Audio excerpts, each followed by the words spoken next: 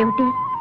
ఏముంది, 2 ప్రాణాలు ఈ జన్మలో కలుసుకున్నాయనుకోండి, ఊసులు పంచుకుంటాయి, ఊహలు పెంచుకుంటాయి, అంతే. ఎన్ని జన్మలెత్తినా ఆ 2 ప్రాణాలు అలా కలుసుకోవాల్సిందే అని మా గురువు గారు చెప్పారు. నిజం గోపయ్య, మన ఇద్దరి మధ్య ఈ తీయటి ఆకర్షణ ఈ జన్మది కాదనుకుంటాను. ఏమిటి దేవుడై తాత, పాలు నువ్వు పితుకుతున్నావా? అమ్మాయి గారితో నువ్వు మాట్లాడుతున్నావుగా, అందుకని నేను తీసానులే, కాఫీకి టైం అయిపోతానని. కాఫీకి వేళయింది, పదండి అమ్మగారు. చూడు గోపయ్య, నా పేరు అమ్మగారు కాదు, రాధ. ఇక మీదట అలాగే పిలవాలి, తెలిసిందా? అలాగే అమ్మగారు. మళ్ళీ అమ్మగారు. అరే, ఆ గాయం ఏంటి? షిదా, నేను ఎలుగు పెట్టి పంచేత కొట్టింది అమ్మగారు. మరి మందు వేయలేదు? కొండల్లో కోనల్లో తిరిగే వాళ్ళకి మందేమిటి అమ్మగారు, మన్నే మందు. ఇంత మందు చల్లాను. మై గాడ్, పట్టి చలితే సెప్టిక్ కాదు?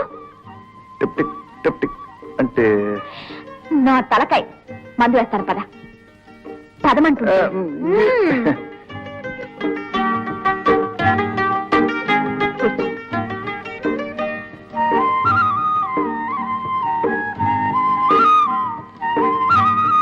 కూర్చో గోపయ్య.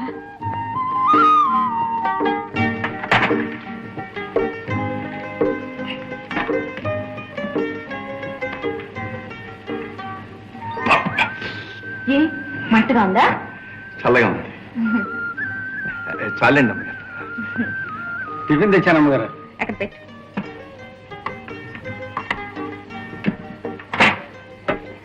వస్తాను అమ్మగారు. టిఫిన్ తీసుకో గోపయ్య.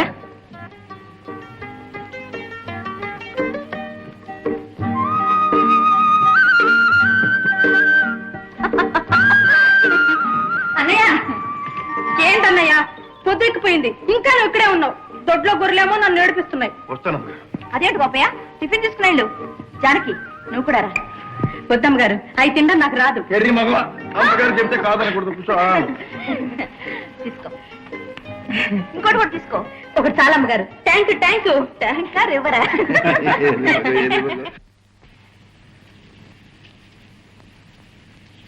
బాబు, నా చెల్లెలు జానకి చిన్నతనంలోనే కన్న తల్లి ప్రేమ కరువయ్యింది. నా గుండెల మీద పెట్టుకు పెంచాను. ఎన్నో పాటలు పాడుకున్నాను. ఆ తీయదనమే ఇంకా నా కంఠంలో మిగులుంది బాబు. జానకి నాకు చెల్లెలే కాదు, కన్న తల్లి నాకింత అన్నం పెడుతుంది.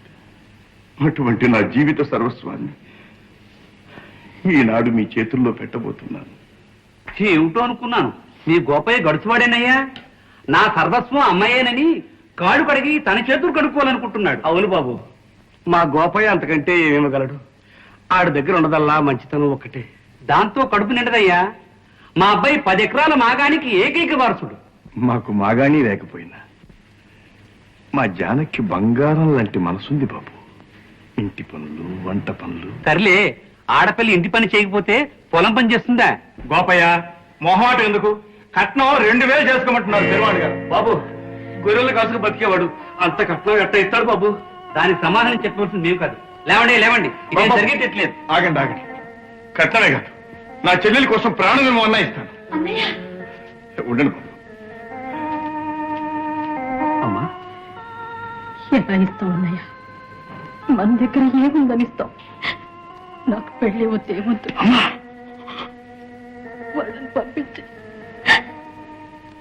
అమ్మా, రమ్మన్నది పొమ్మనటానికి కాదమ్మా, ఈ తీయని క్షణం కోసమే కదమ్మా ఇన్నాళ్ళు వేచి ఉన్నది. గొర్రెలను బేరం పెడతాను, ఇంటికి ధర కట్టిస్తాను. అవసరమైతే నేనే ఎవరి దగ్గర నౌకరు ఉంటానమ్మా.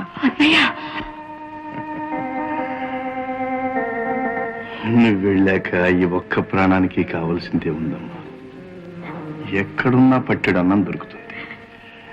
నా చెల్లెల్ని ఒక ఇంటి దాన్ని చేశాను అన్న ఆనందంతో నా కడుపు నిండిపోతుందమ్మా.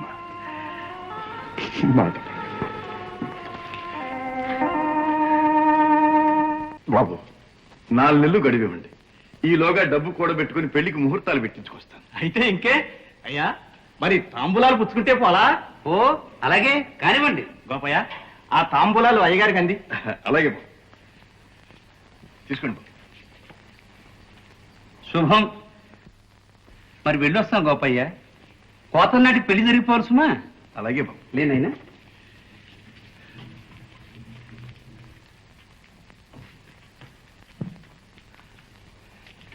తగరి భారం నెత్తిన పెట్టుకున్నావు గోపయ్య. నీలాంటి మంచివాడికి సాయం చేయడానికి ఆ భగవంతుడే ఎవరినో పంపిస్తాడు. వెళ్ళొస్తాను గోపయ్య.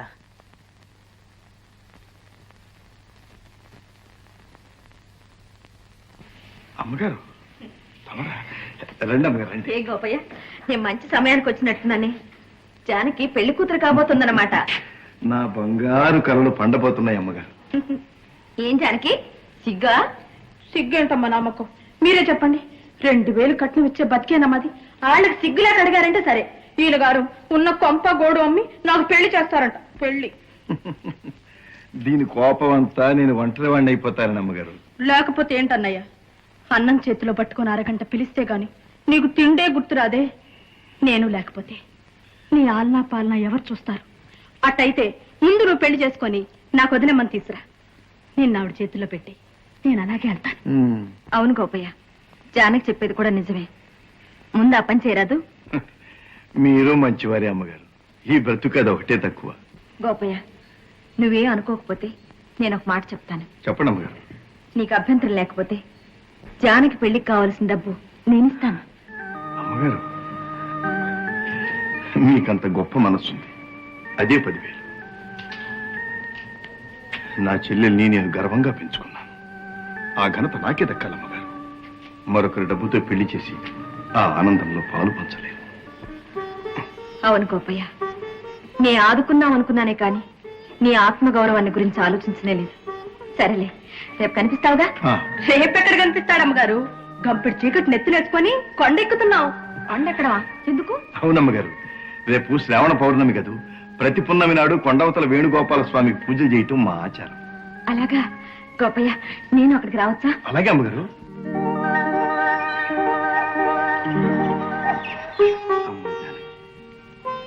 ఈ శ్రావణ పున్నమి లోకానికే కాదు, నా జీవితంలోనే వెన్నెల చిలికించిన రోజు. చంద్రబింబం లాంటి చెల్లెల్ని ప్రసాదించిన రోజు.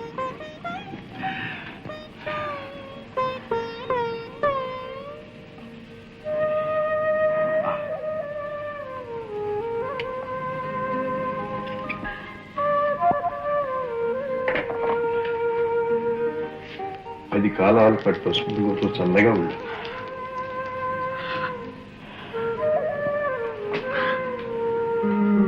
గుండె నిండా నింపుకున్న అనురాగం తప్ప ఈ పేద నయనికి ఇంకేమి ఇవ్వగలడమ్మా? నాకేమీ ఇవ్వక్కర్లేదు. ఇచ్చేదేదో ఆ దేవుడే ఇచ్చాడు. బంగారం లాంటి అన్నయ్యని. అన్నయ్య,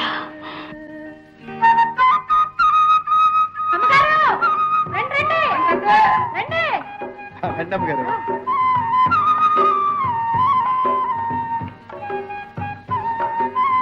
అమ్మగారు అమ్మగారు అమ్మగారు రావాలి.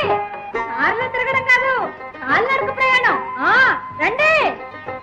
మరేం అనుకోకండి అమ్మగారు, అది ఒట్టి అల్లరి పిల్ల. అవును గోపయ్య, అందుకే జానకంటే నాకు చాలా ఇష్టం. మీరు మంచివారు కనుక సరిపోయింది. పెళ్ళయ్యాక దాని మొగుడు ముందు కూడా అలా అంటే? నీకు అనుమానం అక్కర్లేదు గోపయ్య. పెళ్లి కాగానే ప్రతి ఆడది గంభీరమైన స్త్రీమూర్తిగా, తల్లిగా, అనురాగవల్లిగా, ఆదర్శమూర్తిగా మారిపోతుంది. అబ్బా, ఎంత బాగా చెప్పారు అబ్బగారు. మా చెల్లెలు కూడా అలా అవ్వాలని దీవించండి.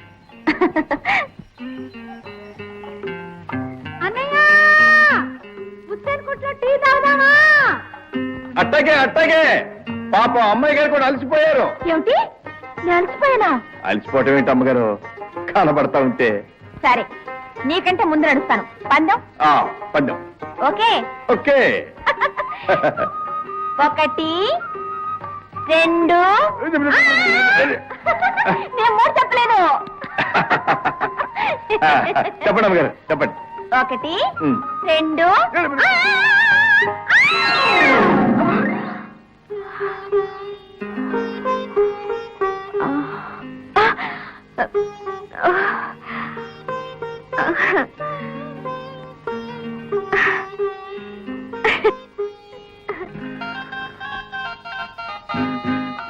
అమ్మగారు రండి రండి రండి. అమ్మగారికి 1వ నెంబర్కి ఒక పట్రా. కూర్చోండి అమ్మగారు. మీరు కింద కూర్చోకూడదు అమ్మగారు. అనయ్య పట్టు. పట్టు. తాత పట్టుకోండి. పట్టు. కూర్చోండి అమ్మగారు. మళ్ళీ ఏమైంది? దుమ్మమ్మగారు అంతా దానికి ఏంటి అమ్మడు పట్ట. పడ.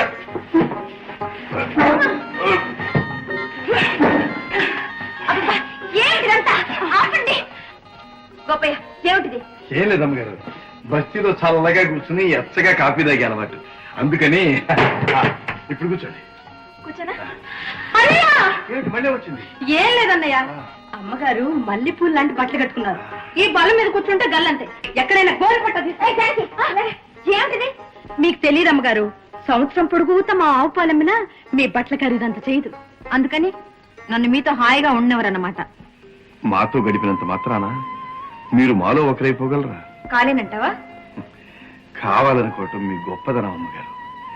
మా స్థితికి మీరు దిగిరాగలరేమో గాని మీ స్థాయికి మేము ఎదిగిపోలేము అమ్మగారు. మా బతుకులు ఈ బల్లలు లాంటివి. ఈ బట్టలే చెబుతున్నాయి మీకు మాకు ఎంత దూరం. నిజమే గోపయ్య, నేను నాలాగే ఉంటూ మీలో ఒకరిని కావాలనుకోవడం పొరపాటే.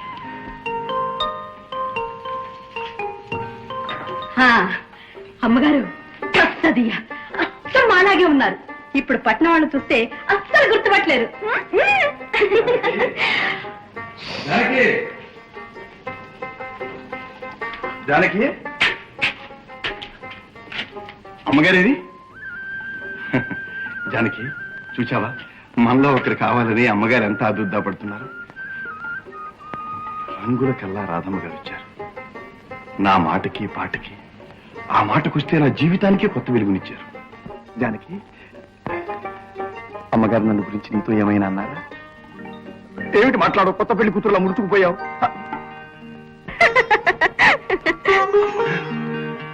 మీరా? మా జానకి అనుకుని ఏమేమో మాట్లాడాను. మనసులో ఉన్నది ఊహించుకున్నది బయటికి చెప్పేశాం, అంతేగా? అది కాదమ్మగారు. గోపయ్య, ఏకాంతం మనుషుల్ని ఎంత దగ్గర చేస్తుందో ఇప్పుడు అర్థమైంది. అది సరే, మీరు ఈ బట్టల్లో ఏ వేసుకోకూడదా? మిమ్మల్ని నా నుంచి దూరం చేసే ఆ అంతస్తుని నేనే దూరం చేసేశాను. కానీ కాసేపేగా. చూడు గోపయ్య, ఇక మీదట నన్ను చూసి మీరు అనవసరమైన మర్యాదలు మానేయాలి. ఇప్పుడు నేను కూడా మీలో ఒకదాన్ని. అన్నయ్య, దొరికిపోయా అన్నయ్య, దొరికిపోయా. ఈ బట్టలు వేసుకొని అమ్మగారిని గుట్టంతా పట్టేశారు. ఇక నీ ఆట కట్టు.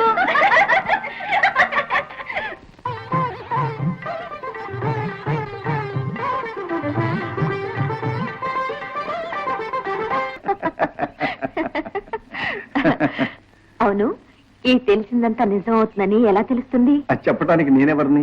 ఆ దేవుడే చెప్పాలి. దేవుడా? ఆ. ఎలా? ఎలా ఏంటి? మబ్బొస్తే వర్షం వస్తుందని మనకు ఎలా తెలుస్తుంది?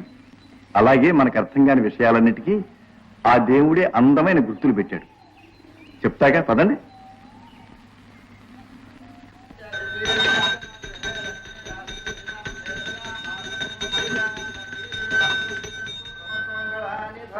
స్వామి, మమ్మల్ని చల్లగా చూచి కాపాడు తండ్రి.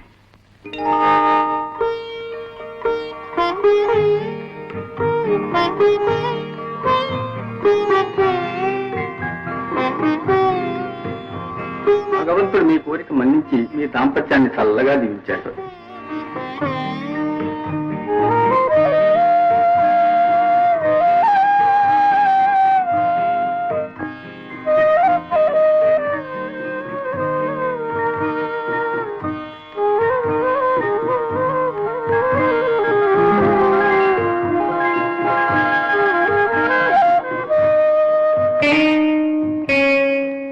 అప్పుడే వెళ్ళిపోతున్నావా బాబు?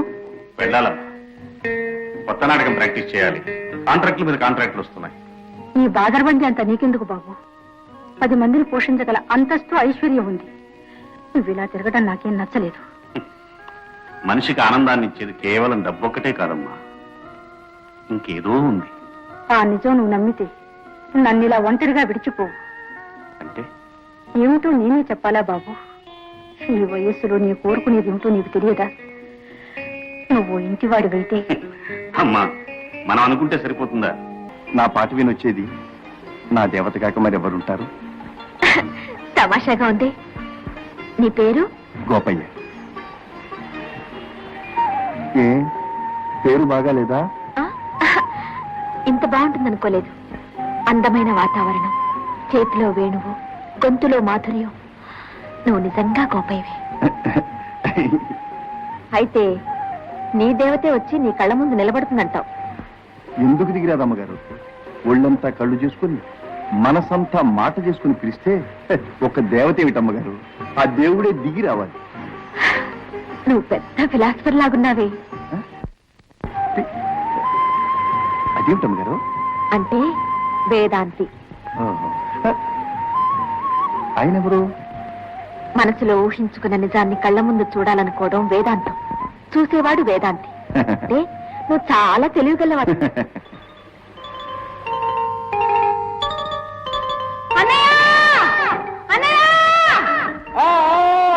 వచ్చే వచ్చే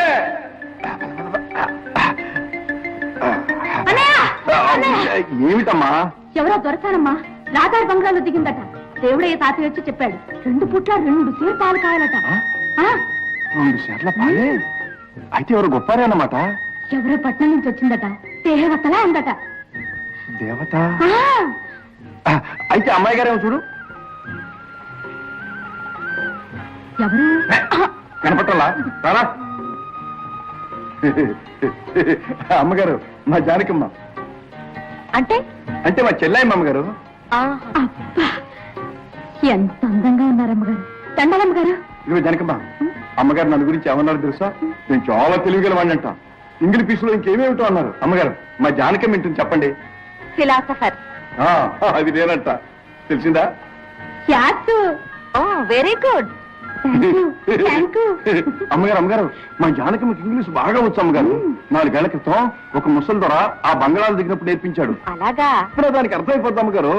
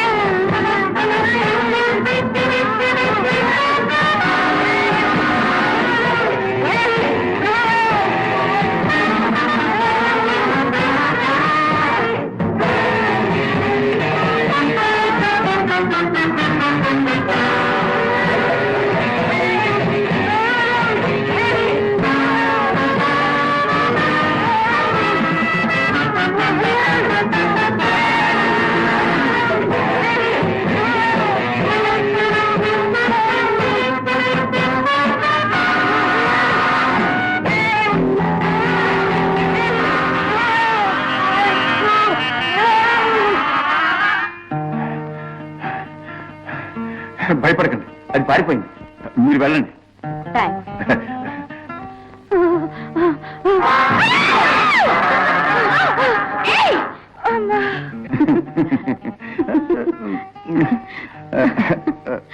వెళ్ళొస్తాం అమ్మగారు.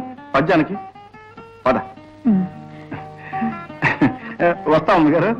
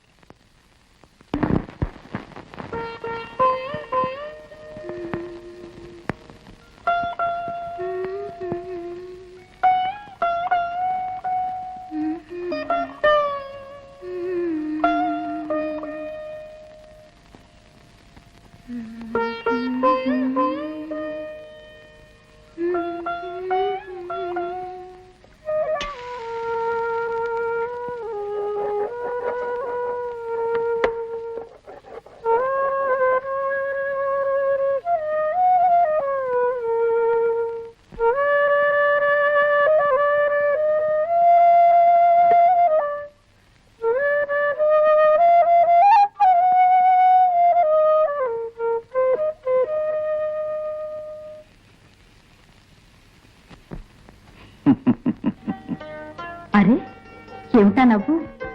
ఆవిడ్ని చూడగానే ఏమనిపించిందో తెలుసా? ఆ ఏమనిపించింది? ఆకాశం నుంచి దిగి వచ్చిన దేవత అనిపించింది. అవును, దేవతలా ఉంది కదూ? ఏమో, ఎవరికి తెలుసు?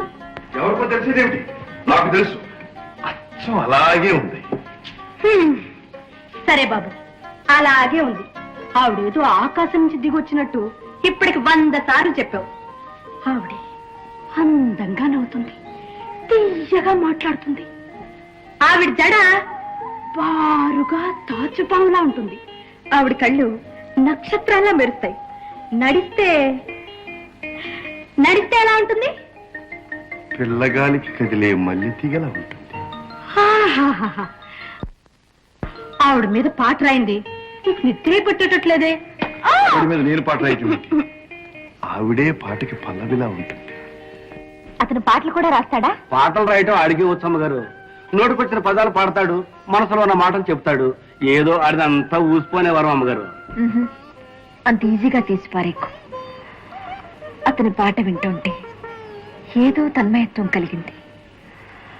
అతను మామూలు మనిషి కాదు, మంచి కవి, పెద్ద ఫిలాసఫర్. ఏటో నమ్మగారు, మా గోపయ్యకి పిల్లలుగోవు నేర్పిన పెద్ద అయినా ఇట్టాగే అనేవాడు. ఆడు పిల్లలుగోవు చేత్తో పట్టుకుని ఊపుతూ ఉంటే వాడు ఒళ్ళు వాడే మర్చిపోతాడు అమ్మగారు. అమ్మగారు, టవర్లంటోరికి మా గోపయ్య పాట నచ్చిందంటే ఆడు ఎక్కడ పుట్టాల్సినోడు. ఇప్పుడు మాత్రం ఏం తాత, అతని పాట మా పట్నం వాళ్ళు వింటే మంత్రముగ్ధులైపోతారు. ఈ కొండలు కోనలు వదిలేసి అతను మా పట్నం వస్తే అతని పాటతో లక్షలాది మంది ప్రజల్ని పిచ్చివాళ్ళని చేస్తాడు.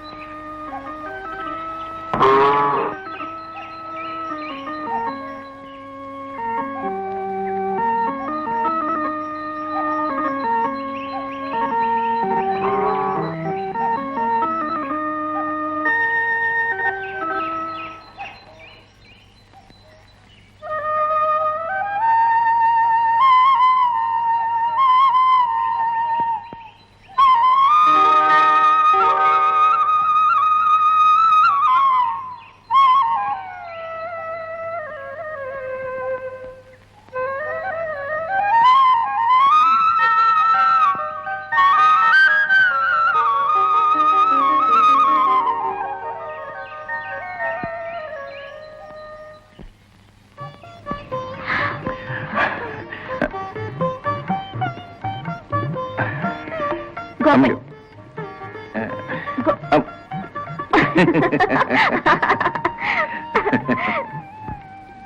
అమ్మ. గోపయ్య, మాట్లాడు. ఏదైనా మాట్లాడు గోపయ్య. ఎదురు చూచే దేవత ఎదురుగా నిలబడితే మాటలు ఎలా వస్తాయి అమ్మగారు? గోపయ్య, నేనే మీ ఇంటికి రావాలనుకున్నాను. మీరు అనుకున్నారు, నేను వచ్చేసాను. జానకి రాలేదే? పొద్దున్న లేస్తే దానికి ఎన్ని పనులు అమ్మగారు. నిన్నంతా నేను మనసు ఎక్కడో పెట్టుకుని పనులు పాడు చేస్తున్నానని కోపంతో పొలం వెళ్ళింది. ఏ, నీ మనసుకి ఏమైంది? ఏ, అంత రహస్యమా? రాత్రి అంతా మీ మీద పాట కట్టాలనుకుని తెగయాతన పడిపోయాను అమ్మగారు. నా మీద పాట రాస్తావా? రాత నాకేం తెలుసు అమ్మగారు. గొంతెత్తితే పాట, మనసిప్పితే మాట. కానీ మీ విషయంలో దీని సదియ కుదరలేదు అమ్మగారు. ఎందుకని? నా పాట కంటే మీరే అందంగా ఉంటారు కనుక. గోపయ్య, అమ్మగారు, నేనేమైనా తప్పు మాట అన్నానా? మనసులో పెట్టుకోకండి. లేదు గోపయ్య, నాకు తెలియకుండానే నువ్వు చెప్పే ప్రతి సత్యం నా మనసులో చెరగని ముద్ర వేసుకుంది. నిన్ను, నీ జ్ఞాపకాలను నా మనసులో పెట్టుకోకపోవడం సాధ్యం కాదేమో. దానికి కారణం నాకు తెలుసు అమ్మగారు.